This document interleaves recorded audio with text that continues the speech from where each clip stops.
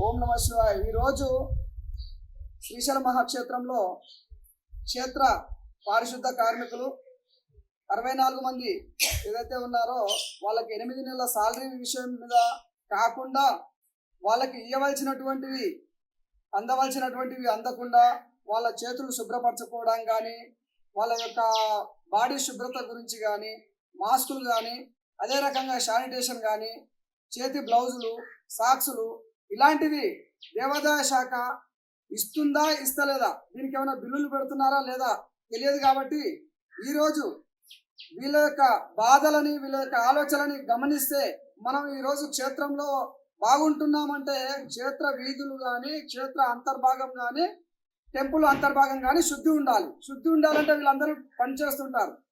వీళ్ళని మనం మంచిగా చూసుకోకపోతే, వీళ్ళకి ఇవ్వవలసినటువంటి ఏదైతే నెలసరి జీతభత్యాలను మనం ఇవ్వనప్పుడు వాళ్ళు ఇబ్బందులకు గురి అయితే మనం ఈ క్షేత్రంలో ఉండడానికి అర్థమే లేదని ఈరోజు శ్రీశైల మహాక్షేత్రంలో అన్నపూర్ణాదేవి ఆధ్యాత్మిక గృహస్థ ఆశ్రమంలో శివోహం టెంపుల్ ట్రస్ట్ ఆధ్వర్యంలో మనము ఈరోజు వీళ్ళు చేస్తున్న కష్టాన్ని మనం గుర్తించి వీళ్ళకి చిన్న సత్కారం అందిస్తూ ఈరోజు దేవస్థానం ప్రసాదం ఇస్తూ, దాంతోపాటు వాళ్ళ బాడీ శుద్ధి చేసుకున్నటకు బ్లౌజులు, అదే రకంగా మాస్కులు, ఇంకా కొన్ని కూడా అందజేయడానికి మేము ఈరోజు పూనుకొని ఈ కార్యక్రమాన్ని విజయవంతం చేయడం జరిగింది. కాబట్టి దేవాదాయ శాఖ ఆంధ్రప్రదేశ్ వాళ్ళు దేవాదాయాలో ఎక్కడైనా ఏ దేవాలయంలో పనిచేస్తున్న పారిశుద్ధ కార్మికులని శుభ్రంగా ఉంచుకోవడానికి, వాళ్ళ కుటుంబాలని ఆదుకోవడం కానీ, వాళ్ళకు ఒక ఇన్సూరెన్స్, ఒక జనరల్ ఇన్సూరెన్స్ కూడా కేటాయించమని కోరుచున్నాము.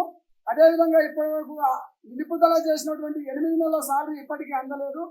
మరి వాళ్ళు తినడానికి తిండి లేక అనేక రకాలుగా ఇబ్బందులకు గురవుతున్నారు.